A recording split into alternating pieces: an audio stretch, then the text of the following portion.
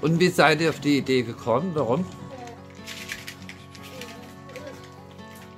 Weil wir von hier Hunde haben. Ja. Eine Freude machen wollten, ne? Und wie heißen eure Hunde? Ebbe und Kino.